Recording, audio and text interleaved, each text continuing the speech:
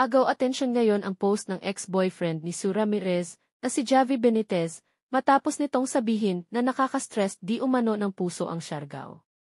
Ayon sa ilan ay tila nire-relate ni Javi ang post niya sa nangyari sa kanila ni Sue na kung saan ay sa Siargao unang namataan si Sue at Dominic na magkasama.